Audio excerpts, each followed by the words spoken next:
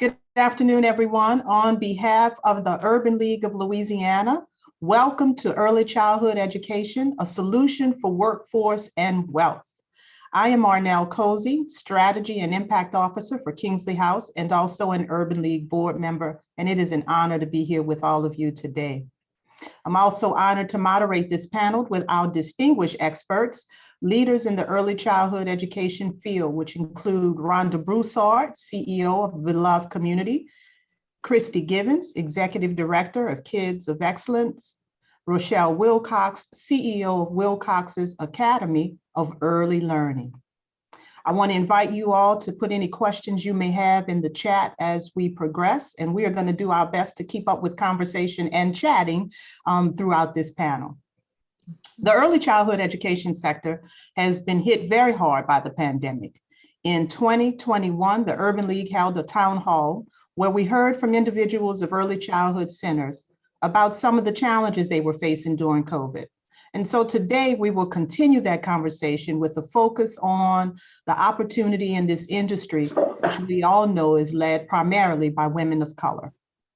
For years, many individuals have fought for increased investment in early childhood education and the formalization of that sector. This panel today is going to share what that can look like. So I'm ready to get started, and I hope you all are too. I'm going to start with Rhonda. As I mentioned, Rhonda, you are CEO of the Beloved Community. Why don't you kick the conversation off for us? May I ask you to introduce the Nola Cares effort and also share why the Beloved Community decided it was the right strategy for this moment? Absolutely. Thank y'all so much for having us today. And when you said these are experts in early child care and education, I said, they are experts. I am here in a supportive partner role. We are here for collaboration. At Beloved, we deeply believe that it is people who change systems, and that's absolutely what Nola Cares is here to do. So thanks to winning a $5 million award from JPMorgan Chase for their annual Advancing Cities competition, we have a collaborative of 12 organizations that created Nola Cares, creating access, resources, and equity for success. And just to the points that you were saying, Ms. Arnel, we understand that Black and Latinx women are the primary caregivers, both in informal sector and in the formal sector for early child care education. And so this collaborative is really designed around how do we create some catalytic change and opportunities for the women in these fields, both women who are already entrepreneurs like Ms. Rochelle and Ms. Kristi, who are going to talk to us about the unique technical assistance that they provide as a part of the collaborative, as well as women who are entering the workforce, who are thinking about, I'm raising my own children at home, or I might be keeping some children at home for my friends and family. How do I start to do this more formally? How can I increase my access to workforce?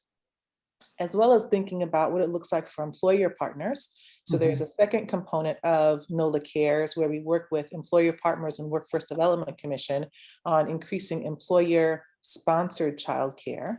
That makes it eligible for more entry-level workers to receive high quality care and not have to risk their job in order to get care for their children, or risk their care for their children while they're trying to go to work.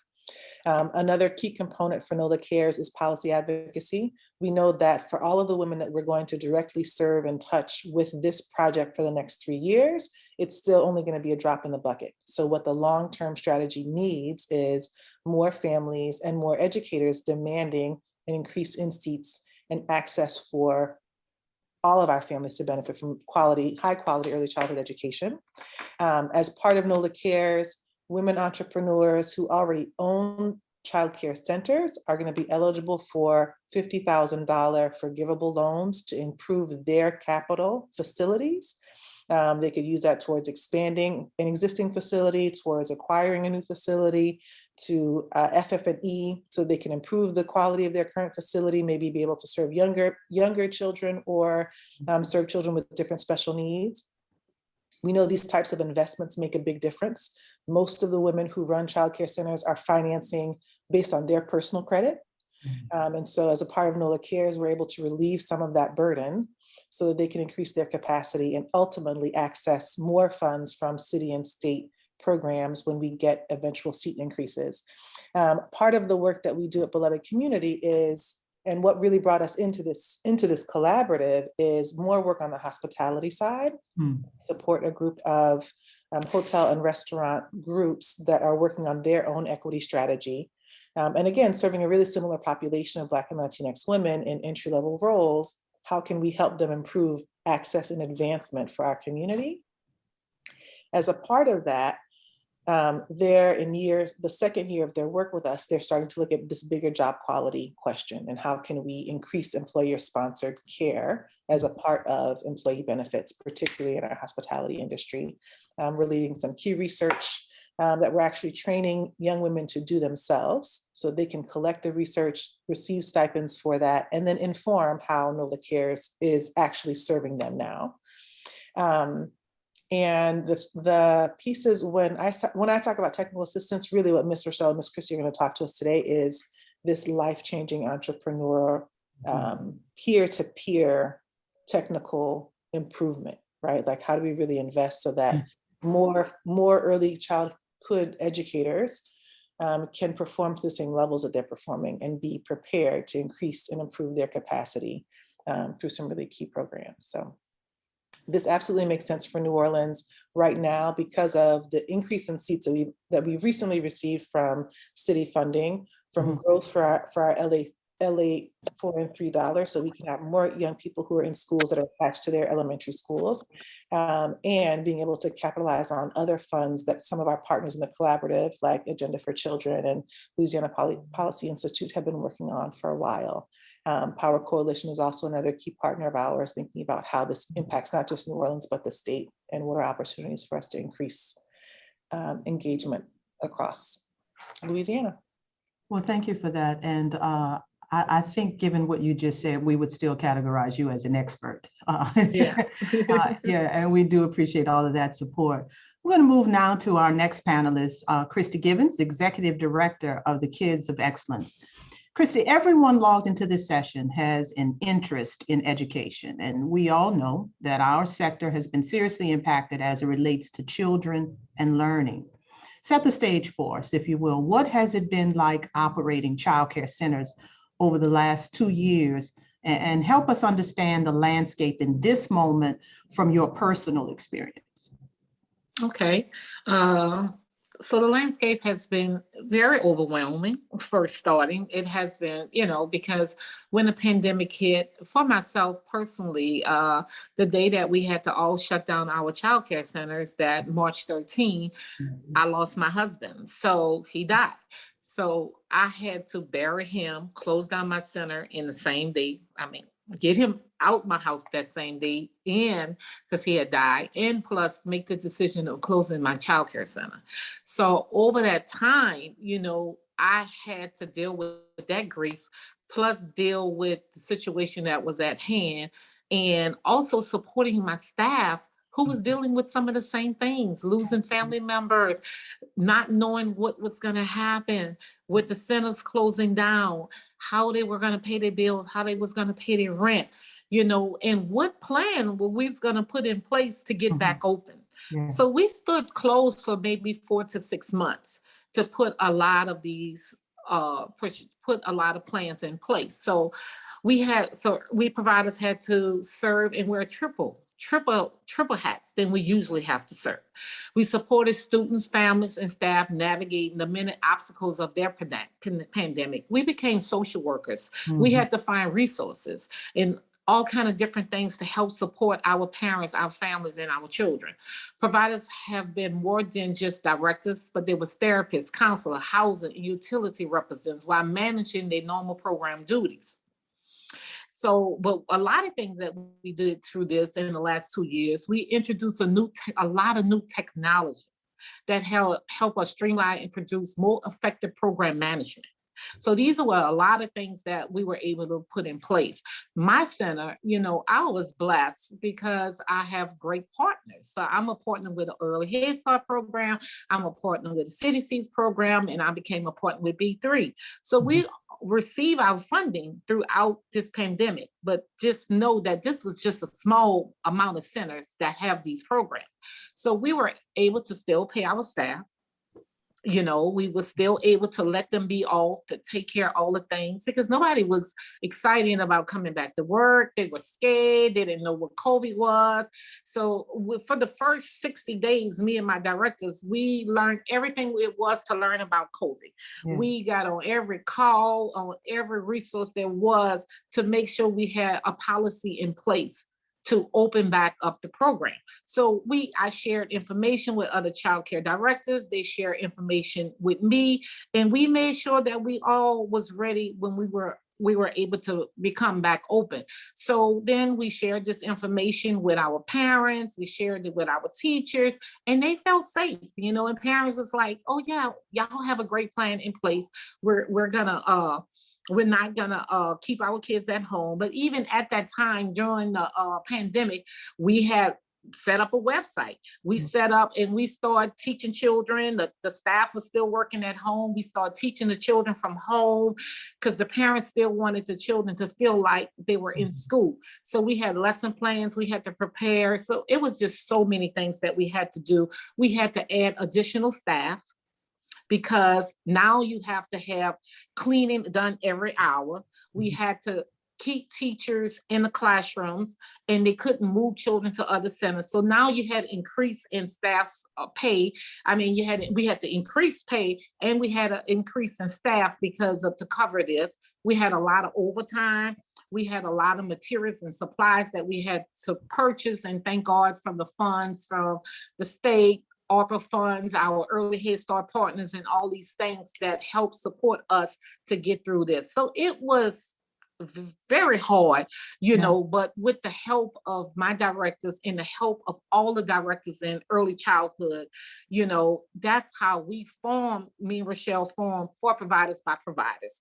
And we knew right then and there was a time that we can't work in silo anymore. We had to work together as a team. So we have to share information. I mean, it was time that we had to take directors out and just hang out and have a drink, because people was feeling overwhelmed. They were ready to quit. So it was just very overwhelming for everybody. So these are just some of the things that we put in place to help support everybody that was in need. Yeah, well, thank you for that, Kristi. I feel like at this point, we ought to almost just take a pause, I feel like I can, on behalf of everyone on this call, just acknowledge your extreme loss with your husband and extend our sincere condolences to you. But also to acknowledge and remind ourselves of the great resiliency. Once again, if we're not all tired of that word, right? The great resiliency of the people of New Orleans to come back from that. And what you just mentioned speaks directly to, I think, the dedication and the commitment of early childhood education providers. Is there just a little bit more that you want to add in terms of helping us understand the landscape at this moment? I think what you just shared with us is what we came through. Can you speak a little bit to what we're dealing with at this very moment? Well, at this very moment, as far as the landscape, I mean, for me, the moment it's much better, but still in the childcare industry, it's very hard to hire staff. I mean, to keep staff in place. The workforce is just not like it used to be. I mean, everybody, right now you have school children have to go home because the school are closing, and then the teachers can't come to work because they have to stay home with their kids. We have to close down classroom because one child might come in with COVID. So we have to shut down the whole room, and it's painful for the parents, because now the parents have to make arrangements because their child don't have COVID, but now they have to stay home 5 to 7 days with their kids because of the COVID, with everything's going on with COVID. So we have a lot of those things, but in the last month, like now, it seemed like a lot of things are getting better. We're not having COVID cases. And at one of my centers, we did not have one COVID case for the whole 2 years. We did not have one COVID case. We did not have to close down the center until this last variant came in, and that's when we just had an epidemic, and we just had to shut the whole center down. So, and this is frustrating to all childcare providers and parents Yeah. and the families who you're serving, but we had to change a lot of our policies and rules right now, because, we understand what the staff is going through, that, we have to still pay the staff when they're out because they catch COVID with the children in the classroom, because it's not their fault, so the revenue, what has changed the landscape of running a childcare center. We always ran a childcare center in a rate, but really being able to advocate this to the people who making the decisions to change things that are happening, because we can no longer do that if you expect us to have professional staff and keep staff so we can have optimal care among children. We have to keep the same staff. So we have done a lot of things in the landscape. We have gotten childcare assistants to increase the rates for childcare assistance. We have partners like Early Head Start that have given us additional funding and gave us funding to raise our Early Head Start payroll. I had to go to my parents and change how much they were charging, had to explain why we had to increase. And so this is a landscape what everybody is doing with. But right now, what we're struggling with more than anything is the workforce.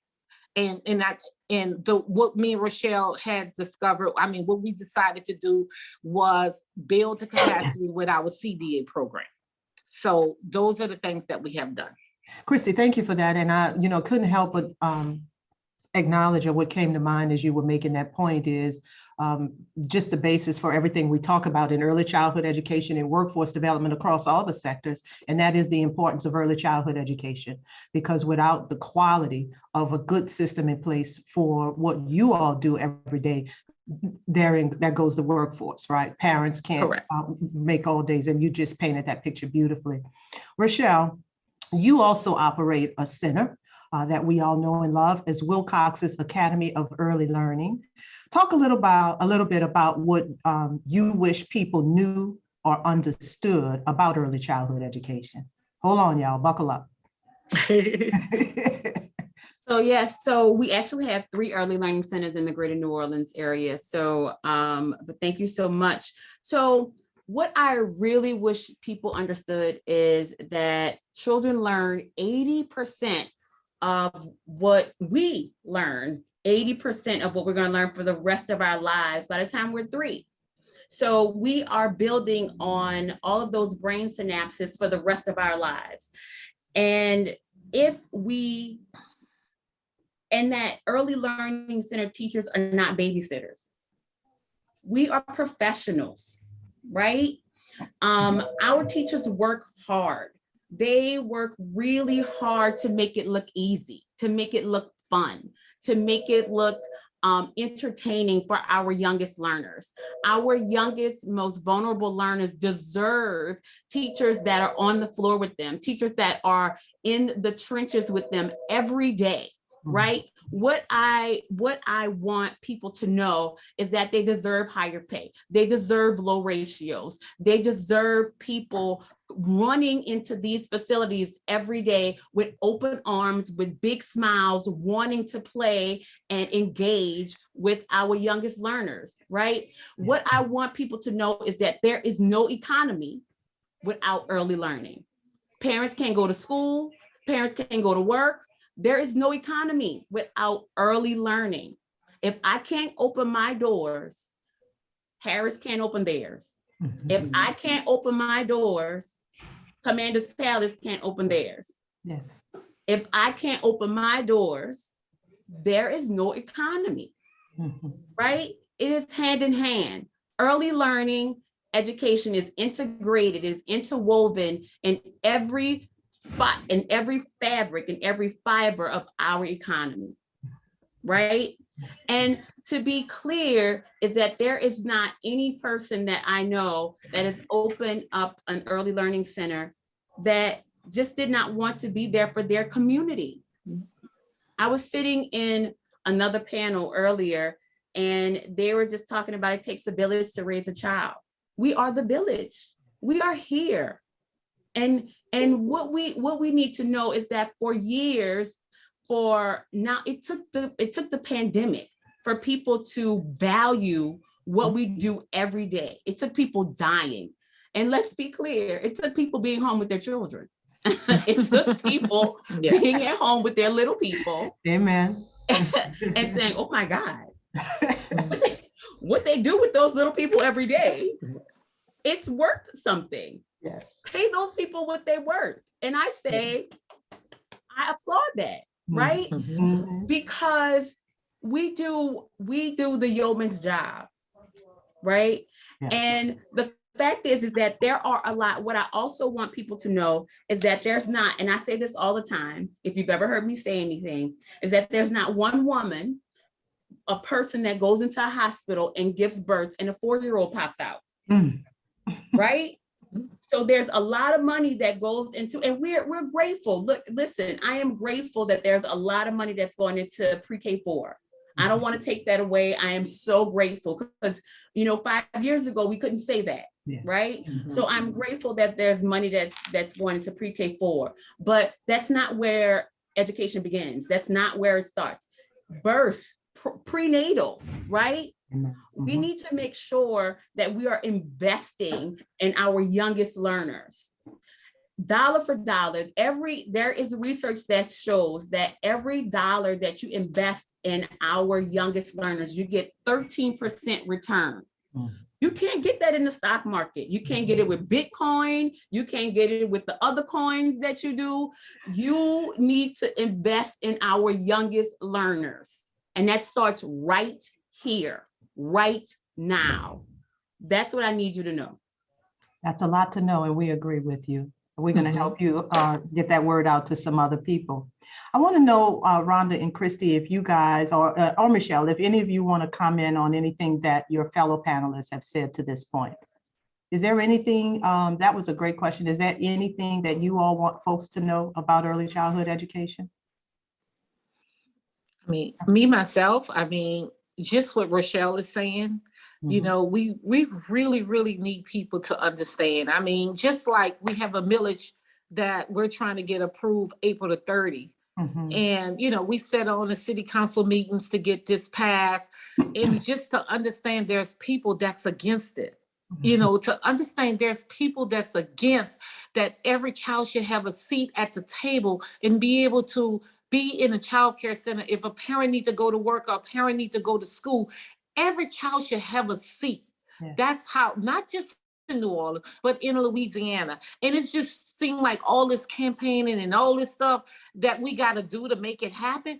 It should be an easy thing that everybody's saying, I'm going on early election, I'm going this day, but we still got so much work to be done because everybody don't understand it. Even the parents who need the support, they don't understand it. But how, just knowing that what we're going to do in the next 2 months is going into the community to help people to understand that. I was out in New Orleans today. I almost got carjacked. Seriously. But because I'm very attentive, I saw it about to happen. But that's not the way. When we forget about some kids, this would happen. And I've been saying that since I've been in business of 1999. If we do not care about all children, there's going to be somebody at that red light that's going to blow one of our heads off. If we don't get these children educated, believe in school, and inspire and empower to be something one day, we're going to always have a problem.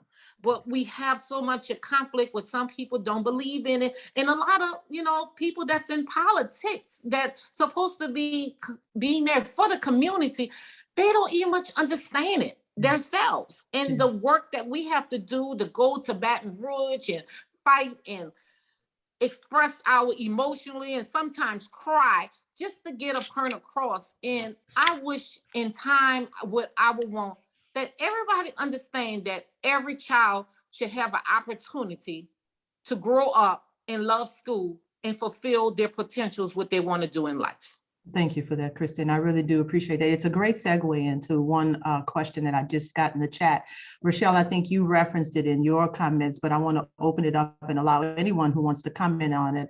One of our attendees would like to know if any of you can talk a little bit more about the return on investment. in early childhood education for our community? Oh, looks like the two of you are ready to jump at it. Rhonda, go for it. Nope.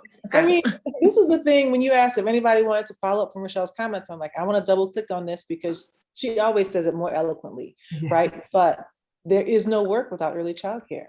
So the return on investment, we can, particularly when we're talking about education, there are lots of us who are moved and inspired to do the work because we care for our children. These are our communities, these are our babies, we want to see change happen. Yeah. And then there are people who need to hear the dollars and cents part, right? And part of our work is making sure everybody can hear the message that's going to move them, not just to vote for this millage, but to keep pressure on our community to care for all of our children, right? So the return on investment is real. There is no way that the city of New Orleans can operate and can continue to operate without expanding early childhood opportunities and really high quality opportunities for all of our kids. And Rochelle already said it all. She already said it all, but this piece about what it looks like to care for the youngest babies, that no one gives birth to the 4-year-old. And how do we really think about that earliest care? Because oftentimes our centers aren't equipped to serve our youngest babies, right? And so you have very few options for who can serve newborn to 6 months, who can provide overnight care if you're working third shift. And so the options get smaller and smaller, and it really changes your access to work, your eligibility to advance on your job, and the type of money you can make if you are that primary caregiver and no one else can keep your babies at home until they're old enough to get into one of the 2-year-old classrooms or one of the 3-year-old classrooms. Yeah, and even to advance a career, I can tell you in my everyday work, how sad it is for me to see single mothers in particular, who have to consider their options to receive education or training because they don't have anywhere for their kids to go during the day while the training is existing, right? Everything else is laid out for them, but the child care is an issue. Let's move on. Let me be clear. Oh, yeah. Let me be clear. When it comes to infants and toddlers, it just costs more, right? It's a cost issue because because for infants, you have to have small ratios because you need to be able to meet their needs. So when it comes to providers, because we are used to being marginalized, because care comes with no funding. This village will help with funding, right? And I'm not just talking about the millage, but let's go out on April 30th and vote. But this would come with adequate funding, but typically there is no funding for infants and toddlers. So that cost would come to a parent, that cost would go to a parent who is making minimum wage, or even if they're making a little bit more, they still could not afford what it costs to pay for infant care. So they would probably have to turn up. I had a parent, and I never forget this. I had a parent who was working, she was driving a taxi. She was driving a taxi. And so, her child was coming to us. And so she was just like, she came and she was so excited. She had gotten offered this job and it was paying a significant amount of money. And when she found out,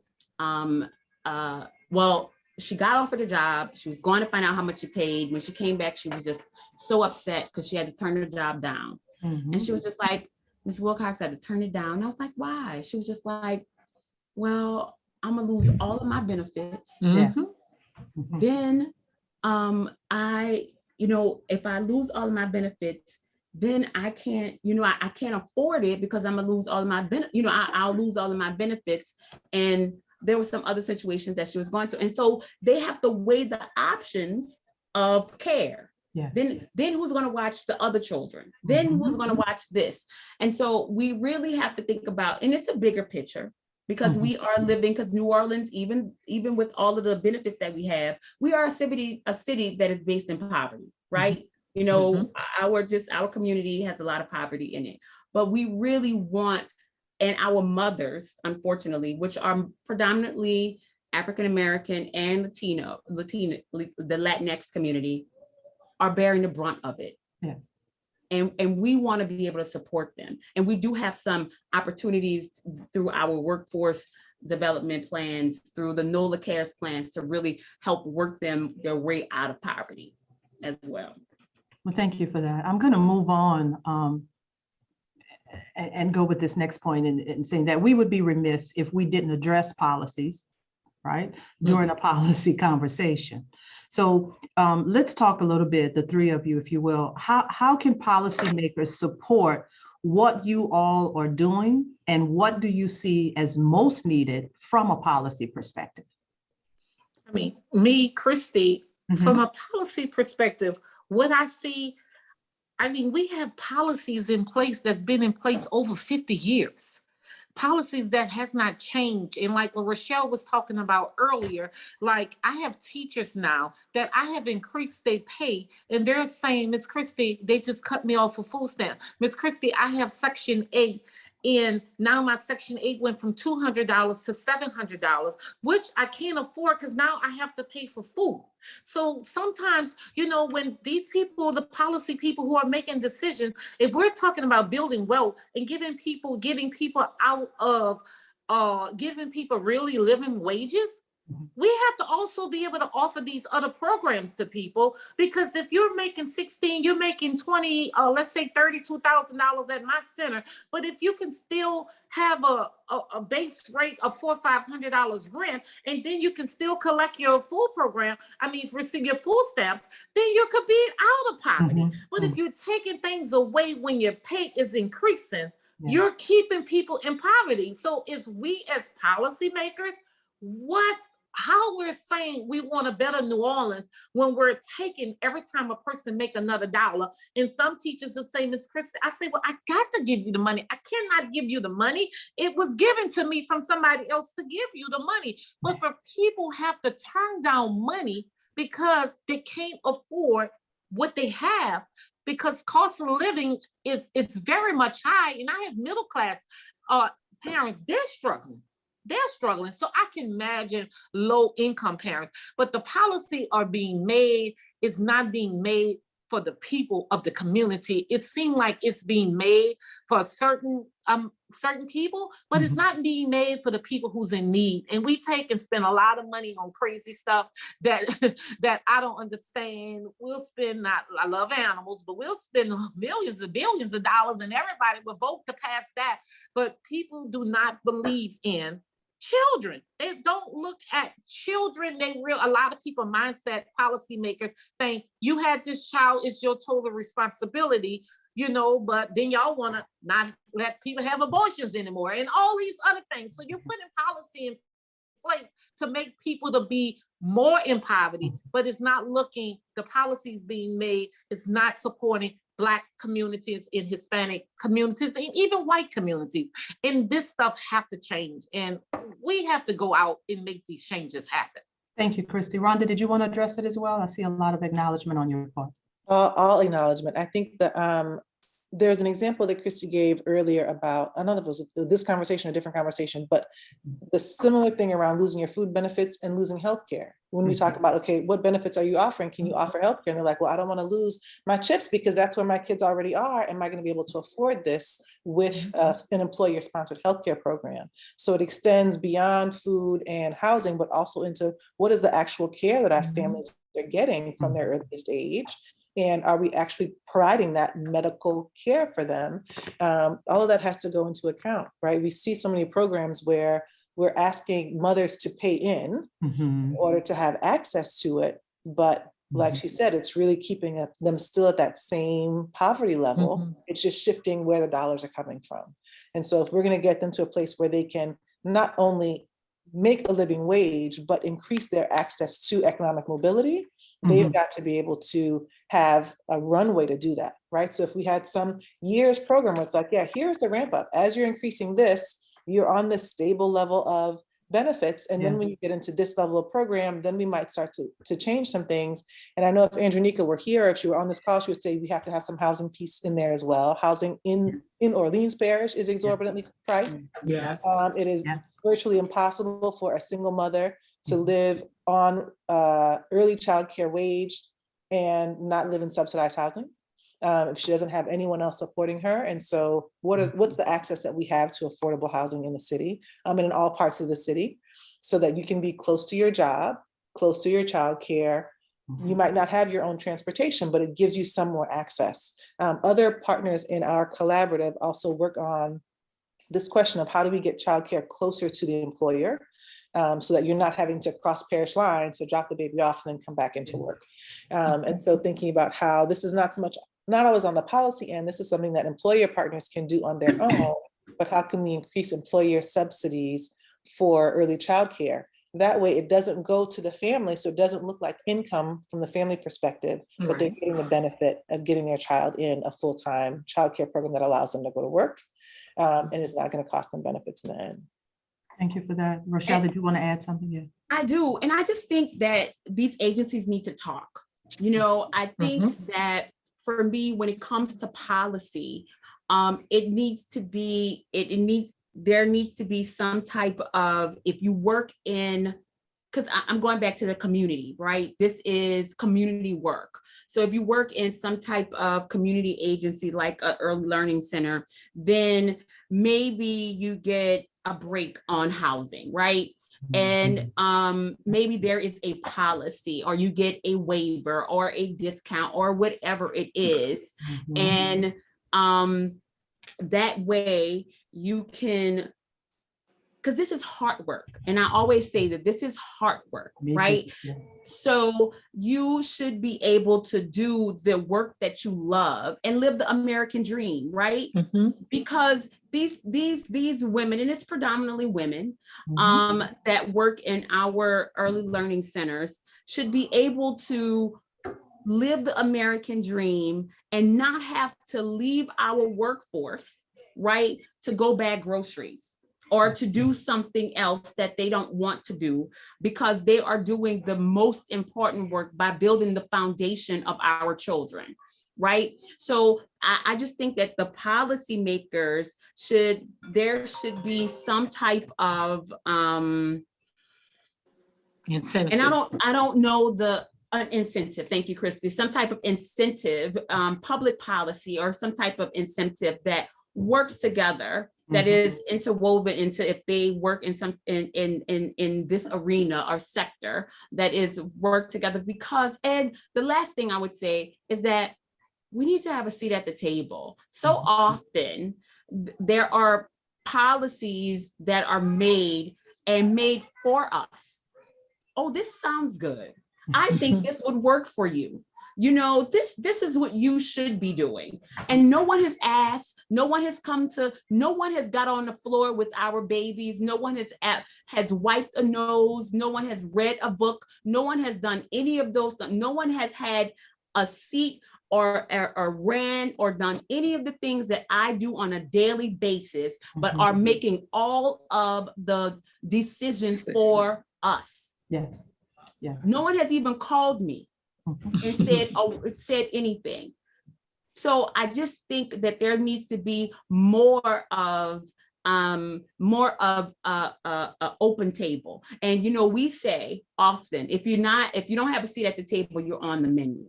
Correct. And I that can be no more. Yeah. So that is what I want the policymakers to know, that we can no longer continue to be on the menu. Because if we're on the menu, that means the children are on the menu. That means the children, you are cutting into our babies, our future. No more. Well, thank you all. That was really inspiring. I'm going to move on. I have one more question, and we have several questions that our attendees have put in the chat. So hopefully we'll have time to get to them. The three of you have made great strides in early childhood education and in your own respective areas. How can the rest of the state, because this is a statewide conference, Urban League, as you know, is statewide now, how can the rest of the state benefit from what you all are doing? And what are a few lessons learned or strategies that you've implemented that may be applicable elsewhere? Use your voice, speak up. Listen, as an early learning center provider, we depend on a lot of city funding currently And that's new, right? But the reason why we were able to get some city funding from the city seats, which is something, is because we started with allies. We started talking. We had to pull people together. We started with some advocacy, but it was not something that happened yesterday. It was several years in the making. So don't give up. You're going to hear a lot of no's, and there's going to be a lot of planning, but you have to keep your allies together. Just keep moving. If I could give anybody any advice, is just keep moving along and just keep making sure that you keep linking arms. You cannot do it by yourself. You have to keep linking arms and making your chain stronger and moving your train further ahead, right? It's about networking and making sure that you are bringing your allies together. We are stronger together. Yeah, I mean, and Kristi, I agree with everything Rochelle say. And just to add more, how I feel like how I move forward and why I'm at the way I am. Because at first we all was in silo. We all was in our own centers. We didn't talk to nobody else. People made us believe we were in competition with each other. What we are not. So when I decided to start not just partnering with childcare centers, but partnering with the community, I just saw so much a change in my business because I took years, like way back before Hurricane Katrina, and start partnering with people. So now it's like, I still go in the community, but most of the time the people come to me when there's grant opportunities, there's funding or panelists. People are coming to me because I have been in the community so long, and that's what childcare in the whole Louisiana. We got to find a way to get out our center and get into the community. And also my other thing is what I felt like for a long time, my center could not run without me. If I was not there, the center was just going to fall apart. It was going to end. The world was going to end. That's how I felt. But when my husband died and I had to let go my center and trust in the people I put in place, it was the greatest experience I ever experienced. I'm like, you are not needed there at all. They got this because I was training them for all these years, but I never let them go. And they made me so proud. So now I'm in another position that I work outside my center. So I'm not working in my center. I'm working on my center on the outside where I could see where I could get my center and us to grow further. So those are things that I feel like, and what Rochelle say, I was a real estate agent and I had training and I went to a training and they say, please say no. Please say no. Please say no. Because when you keep saying no, a yes have to come. And you got to be resilient and you just got to pick yourself up and just say, okay, no to you, but yes to somebody else. And that's what I have done always through my life. Thank you for that, Kristi. And more about empowerment. That's what you've spoken to, is empowerment for the Empowerment Conference. Rhonda, you want to add something?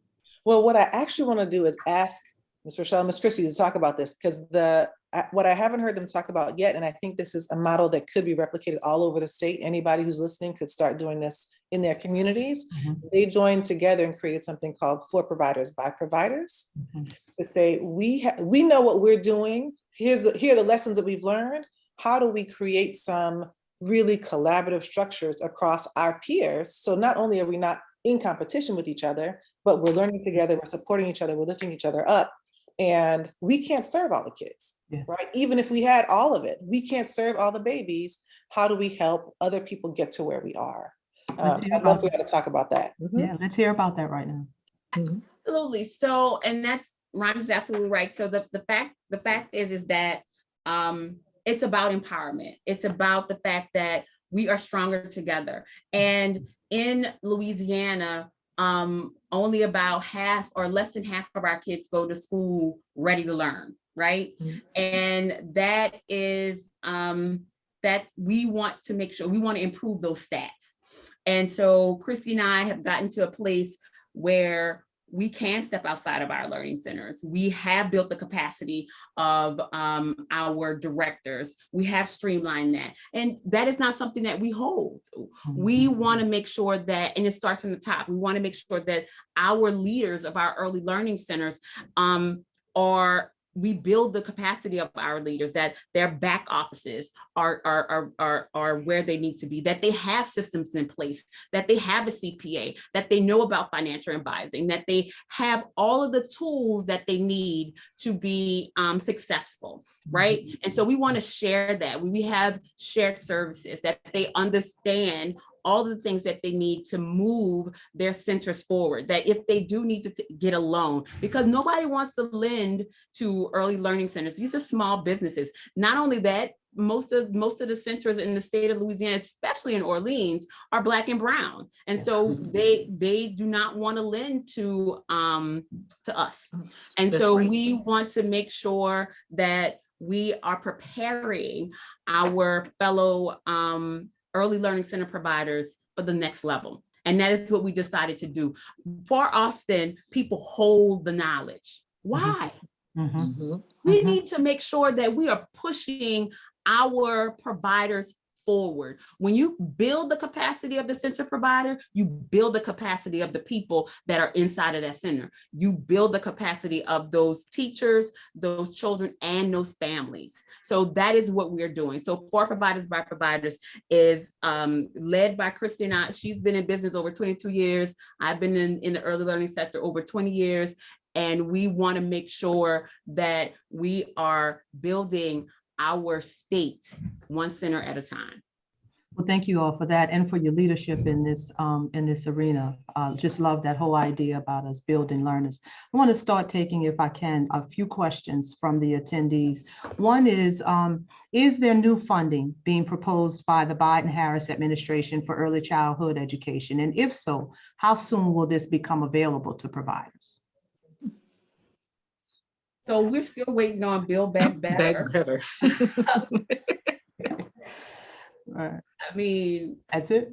That's it. I mean, we're waiting on that. And the other new funding in New Orleans is the millage. That's a lot of support.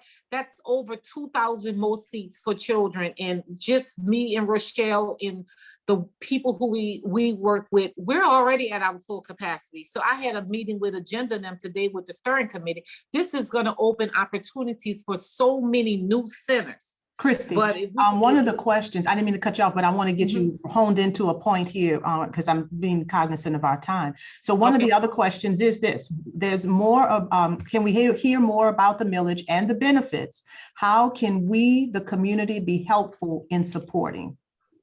So what we need you to do is go to Yes for Nola Kids. Yep, somebody just put it in the link.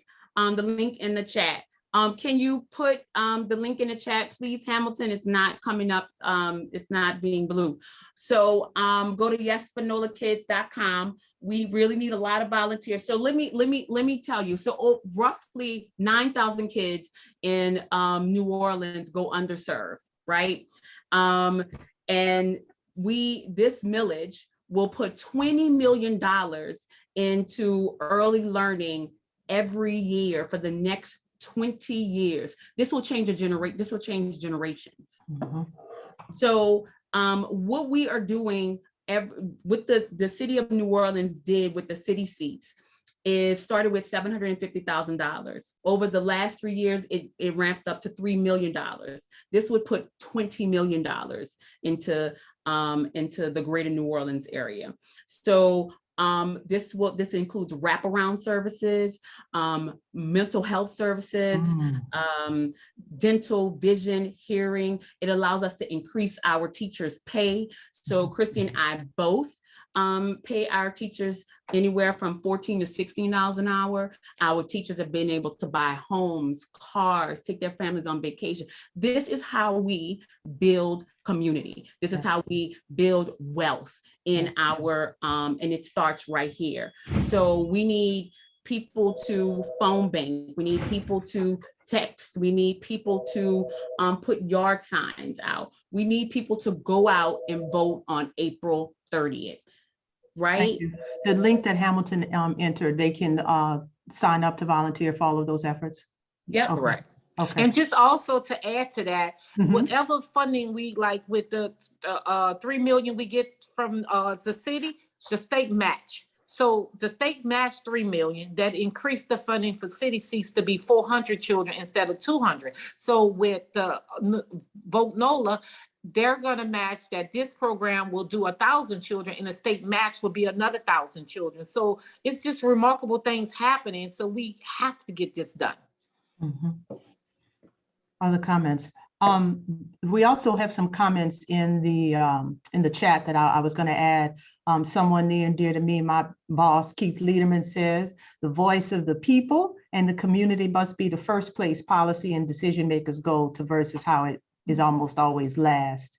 And my good friend and my brother, Ty Baptiste, made a comment that there should be a tour for policymakers to visit childcare centers, if you all haven't already done that, that each district representative should spend time at a childcare center in their district. And I agree with that, Todd. I think agree. that's a great idea. I think that's a great Yes. idea. I'm going to start wrapping us up. I just have one quick round robin. I just heard something similar to this on another session that I wanted to just sort of throw out at the three panelists. Just real quick, for the attendees, share with us as it relates to early childhood education, what is one of your fears and what is your fire? What motivates you and has you passionate about the work that you're doing? I'm going to start with Kristi. Okay, one of my fears is not the funding that I have received in these last 2 years, that this funding changed, and then it's gonna be a barrier and an obstacle for me to continue to pay my staff. So that's a fear, and that's why I go out there, and that's the fire. What makes me go out there and fight every day, because I have to, as a leader, it's my responsibility, and that's what the fire is behind mine. Thank you. Rochelle? My fear is that people will stop paying attention.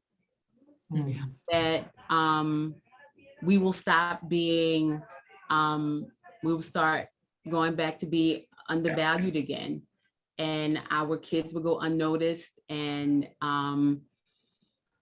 we will suffer. That is my fear, that I won't be able to open my doors. That is my biggest fear, is that, you know, one of these days that I'm going to have to close my doors. And that is also, again, my fear is the same thing that is my passion, is my fire. Because if I close my doors, I am responsible for currently over 165 children and currently 36 staff, which is families and children and light bills and mortgages and other families. And so that is the thing that motivates me every day. That is the thing that keeps me up every night, is because there is nothing else that I would rather do than to pour into a child and the family and the people that I have every day. That is the thing that God has put me on this earth to do. Amen. So that is what keeps, that is why I am here. That is why I will keep opening my mouth every day to make sure my voice is heard for them. Thank you, Rochelle. Rhonda, you want to wrap it up for us?